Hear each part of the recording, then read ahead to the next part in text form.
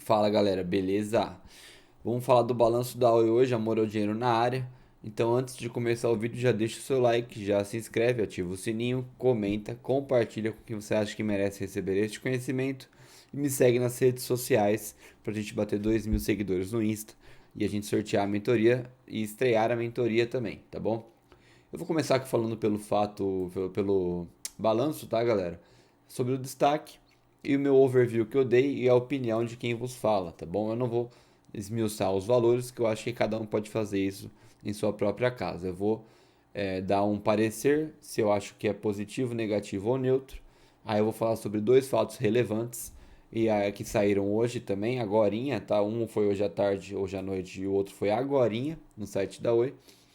E aí vamos pro gráfico, porque aqui é um canal de análise gráfica e a gente vai falar um pouquinho. Eu já fiz algumas anotações lá, mas eu vou dar uma aulinha no gráfico lá, porque que eu acho que pode acontecer, tá? Então vamos lá.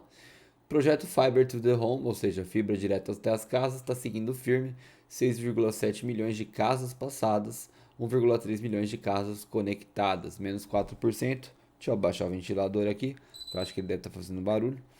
Menos 4% de queda nas queixas do serviço de banda larga, ou seja, melhorou o serviço e está crescendo aqui os milhões de casas conectadas. E a gente teve aí nos últimos vídeos que eu fiz, eu falei 400 mil casas conectadas por mês crescendo aí para Nova Oi, tá bom? Minto, casas passadas, tá bom? Mas é um crescimento muito expressivo mesmo assim, mostra o crescimento da fibra. Líder em crescimento de casas conectadas, conectando mais que os outros três outros competidores em conjunto. Muito legal a Oi destacar isso daqui, mas a gente já sabia. Afinal, ela tem a maior fibra passada de quilometragem aí do que todo mundo no Brasil, né? 400 mil quilômetros. Operações, aí ele fala aqui sobre a resiliência da móvel com receita pós-paga crescendo 6,5% ao ano. Eu acho que eles colocaram isso daqui aqui para poder afirmar que a rede móvel é boa e que alguém deve comprar ela, tá? Então isso aqui pode atrair aí mais compradores para a rede móvel, porque para ela colocar isso aqui não tem nenhum nada além dessa vontade de vender ela, não tem por que colocar ela aqui no destaque do balanço do segundo trimestre de 2020, tá bom? Até porque aqui ele colocou o ano. Integrador de soluções em tecnologia de informação e comunicação, com tecnologia da informação atingindo 21% do total das receitas corporativas. Muito bem. E a grande redução do foco no cobre e DTH acelerando o declínio, mas redirecionando os recursos financeiros para o projeto Fiber to the Home, ou seja, mais uma vez mostrando o foco da Oi totalmente em fibra agora, tá reestruturando a empresa. Não totalmente, né, mas a grande parte aí. Eficiência e simplificação, 685 milhões em redução de custos em 2020. Diversas iniciativas de simplificação, reorganização, digitalização, né? Até aproveitando para falar que a Oi está abrindo aquela conta digital deles, eu até fiz vídeo sobre isso. E desinvestimento dos serviços legados em implementação. 1 bilhão de impacto anualizado estimado de redução de custos em 2020. Muito bem, reduziram custos aqui. Opções estratégicas, eles dão uma detalhada na estratégia deles. Assembleia Geral de Credores esperada para o início de setembro, ou seja, dia 8, e a segunda chamada dia 14, que a gente já vai ver isso daí lá no final do balanço, tá? Stalking Horse definido para torres e data centers e ofertas vinculantes recebidas pela móvel. Isso aqui a gente já sabia também, mas é legal deles colocarem aqui, mostrando que estão se importando com o investidor, tá? Afinal, isso daqui sai no relacionamento com investidores. Preparação para a separação estrutural da InfraCo e ClientCo em processo com o projeto Júpiter. A companhia está entregando os seus compromissos e pavimentando o caminho para uma mudança sustentável no curto, médio e longo prazo. Muito bem, é o que queríamos ver durante a reestruturação da Oi, um balanço que focasse nisso. E por isso que eu considero isso daqui positivo. E a gente vai ver alguns detalhes aqui embaixo agora. A gente teve uma diminuição de números perante o segundo trimestre de 2019 aqui para a parte de EBITDA, tá? Lucro líquido, dívida líquida, teve um crescimento, caixa disponível, teve um crescimento. Isso aqui é bom, na verdade, o CAPEX deu uma diminuída. Então, a gente passou uma pandemia aí, né? O segundo trimestre completa o primeiro semestre e era normal os números diminuírem. Isso daqui não me assusta, isso daqui não me negativa o balanço, tá bom? Aqui ele compara, acho que os anos, tá? Eu não sei se deve ser semestre. porque não faz sentido ele comparar os 2 anos inteiros, né? Então a gente vê que o caixa disponível em 2020 está maior, a dívida líquida aumentou também consideravelmente, né? 16 milhões mais ou menos. Então era esperado já isso daqui, tá? Vamos descer que eu quero mostrar para vocês aqui a parte de fibra que eu achei bem legal eles colocarem. Olha só, comparando o segundo trimestre de 2020 e o segundo trimestre de 2019. Olha como a fibra aumentou casas conectadas, né? 1.236.000, tá? E aqui também a fibra, eu não sei o que eles estão falando aqui, mas mostra que aumentou bastante a parte de fibra comparado com o segundo trimestre de 2019, tá bom? De fato, eu não entendi o que, que é esse fibra aqui, se é receita, unidade, ele ficou meio confuso aqui, tá? Mas ele fala aqui, ó, a receita líquida do segmento residencial totalizou 1,583 milhões no segundo trimestre de 2020, queda de 14,8% em relação ao segundo trimestre de 2019, tá? Vamos para a parte de fibra. O projeto de expansão da fibra continua com forte crescimento e apresentando resultados consistentes. É o que a gente queria ouvir nesse balanço aqui, tá bom? Ao final do segundo trimestre de 2020, a companhia alcançou 6,7 milhões de casas passadas e 1,3 milhões de casas conectadas, sendo 1,2 milhões no segmento residencial, ou seja, o consumidor final e não empresas, e chegando a 1,5 milhões de casas conectadas ao final do mês de julho de 2020, tá? Ficou meio confuso isso aqui na verdade, tá? Casas conectadas, e aí ele troca o número, mas tudo bem. O crescimento da fibra tá claro aí, tá? E era isso que importava pra gente, galera. Apesar da confusão numérica aqui, é 1 da manhã, então deu uma relevada se vocês estiveram um pouquinho confuso, mas o que importa é que a fibra cresceu e a empresa se manteve aí numa certa estabilidade enquanto está passando pelo processo de recuperação judicial e venda de seus ativos para liquidar essas dívidas, tá bom?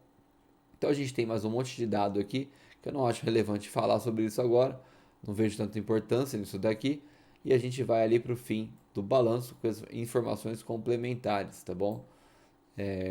Vamos achar aqui, olha só que legal, informações complementares, e aí eles trazem aqui um resumão da cronologia da Oi aqui, olha só, 18 de julho, 18 de julho, 22 de julho, e ele vai dando as notícias aqui. O que, que a gente tem aqui dia 12 de agosto? Que a gente vai ter a Assembleia de Credores dia 8, então está informando novamente aqui, e a segunda convocação dia 14 do 9. Então, o que, que eu entendo que essa segunda convocação provavelmente vai ser, caso a primeira não passe, ou para o restante dos credores que não puderem ir na primeira, tá? Ficou meio confuso isso daqui, se alguém souber com mais detalhe, e sempre postando a fonte aí nos comentários, galera, não poste informações sem a fonte, porque isso não contribui muito, né? Falar, qualquer um pode falar qualquer coisa. Então é interessante ter uma fonte objetiva falando o que, que é esse dia 14 aqui, tá? Não ficou claro para mim, mas eu achei bem legal. Então, galera, basicamente o balanço foi isso. Eu achei bem positivo e bem otimista aí para o futuro da Oi. Esses destaques aqui me alegraram bastante. Então, passando a venda aí dos ativos, principalmente Rede Móvel e Infraco, a gente vai ter aí a quitação dessas dívidas e vai continuar prosperando com o crescimento da fibra, tá? E aí a gente tem dois fatos relevantes aqui. Deixa eu lembrar aqui, esse aqui é o blowout, né? Que acabou de sair, que na verdade soltando algumas informações confidenciais a público. Eles até falam aqui no final. Deixa eu achar aqui. Aqui, ó, as informações incluídas nesse fato relevante e os materiais anexos estão sendo disponibilizados publicamente para cumprir as obrigações de divulgação da companhia previstas nos acordos de confidencialidade, tá bom? Então eles falam algumas coisas bem complexas aqui, uns termos um pouquinho mais judiciários aqui, que eu não acho que vale a pena entrar no detalhe, mas não tem nada demais aqui pelo que eu li, tá? Aí tem mais um fato relevante, que tem alguns pontos que eu acho legal comentar, ó. Nesse fato relevante aqui que saiu hoje de tarde, dia 13, né, ontem no caso, ele fala que os dividendos passam a valer, as restrições de pagamento de dividendo passam a valer até 31 de dezembro de 2025, ou seja, não espere dividendo da Oi até 2025, 2026, na verdade, tá? A não ser que tudo comece a dar muito certo e a própria empresa queira pagar. E ele coloca uma data limite da recuperação judicial para 30 de maio de 22, tá bom? Mas olha só, é o que eu sempre falo, o mundo inteiro quer ajudar a Oi. Sempre falo isso para meus amigos íntimos e também falo aqui no canal, tá? Olha só. sendo certo que tal data poderá ser prorrogada por motivo de força maior, identificado e aprovado exclusivamente pelo juízo do Rio de Janeiro, da recuperação judicial, desculpa. Então, a gente tem uma data que pode ser prorrogada. Então, a gente não tem uma data, né? Basicamente, é mais ou menos um coringa isso daqui, tá? E acho que desse fato relevante é só isso que eu queria falar. A gente tem aqui diversas regras sobre a alteração do plano do aditamento aqui, que eu deixo para vocês lerem, mas basicamente é sobre preço e sobre ofertas cobrindo outras ofertas, tá? Então não tem nada demais que seja relevante aí e impactante que mude o plano da companhia, tá? Então se você vê algum outro canal falando que tem, muito provavelmente alarde, tá? Eu não vi nada aqui que seja muito relevante. Talvez eu tenha deixado passar, claro. É 1 da manhã, 1h30 quase. E eu estou gravando um vídeo aqui para vocês para falar sobre o balanço. E aí, então falei do balanço, falei dos dois fatos relevantes. Vamos para o gráfico agora e vamos para o IBR3 dar uma olhada no que vai acontecer. Né? Eu vou ligar aqui o meu point of fix. O que eu acho que vai acontecer? Eu acho que ele vai abrir em uma dessas três linhas verdes aqui, depende de como o balanço enxergar. E aí, caso ele abra nessa região aqui, ele vai fazer esse movimento. Se ele abrir aqui embaixo, ele já vai ter feito, né? Se ele abrir aqui em cima, acho que ele vai fazer esse movimento, tocar nessa LTA que foi formada aqui nos últimos dias, últimos 2 dias, e subir lá para o 1,80, tocar de novo e subir para o 1,90. Eu acho que ele pode fazer esse movimento se ele abrir nesse ponto sem gap e o mercado tem encarado com otimismo o balanço. Se não, ele pode abrir aqui também e com otimismo ele pode continuar subindo. E se for muito bom, se for encarado de uma forma muito positiva, ele pode abrir direto ali no 89, 90 e quiçá ali nos R$ 2, né? Não sei. Vai que a galera tá muito otimista com a Oi. Aí pode ser que abra nos R$ 2 mesmo com um gap absurdo. Lembrando que gap nunca é bom, tá, galera? Abriu com gap, ele tende a fechar o gap. E aí vai ter gente comprando o topo e ficando no prejuízo em questão de segundos, tá? E se o mercado encarar com maus olhos, eu acho que ele pode abrir aqui no 1,70, né? Talvez 1,75 e aí despencar, romper essa LTA e tocar na outra ali embaixo, que é a terceira linha do Fibonacci novamente, fazer um repique no 1,70 e aí rumar para 1,60, 1,51 aqui, tá? Eu acho que são esses dois movimentos que ela pode fazer, depende da perspectiva do mercado com o balanço, tá bom? E com os fatos relevantes também. E aí a UBR4 é a mesma coisa, não vou entrar em detalhes porque ela vai seguir a irmã aí. Ela tem menos liquidez e com essa notícia aí dos dividendos, ela vai continuar sem liquidez porque ninguém vai optar pela 4, sendo que a 3 é a ordinária e a 4 é a preferencial, que traz preferência para pagamentos de dividendos. Já fiz vídeo sobre isso no canal e tem aqui na descrição também se vocês quiserem conferir. Tá bom? Então esse foi o vídeo sobre o balanço da Oi. Acho que eu consegui aí trazer o que eu achava que era importante para vocês. A minha perspectiva do balanço é positiva. Eu acho que amanhã a gente vai ver uma foguetada aí nas ações da Oi, uma alta bem forte. Mas eu posso estar enganado. Quem sou eu para prever alguma coisa, né? Enfim, esse foi o vídeo. Deixe seu like, se inscreve, ativa o sininho, compartilha, comenta e me segue nas redes sociais. Provavelmente quando você estiver vendo esse vídeo aqui já vai ter aberto a Oi amanhã, dia 14/8, ou hoje, né? Depende de como você está assistindo. E aí a gente já vai saber sobre essa previsão aqui que eu falei. Eu vou deixar os pontos marcados e amanhã no fechamento semanal eu vou comentar isso daqui. E até amanhã. Um abraço.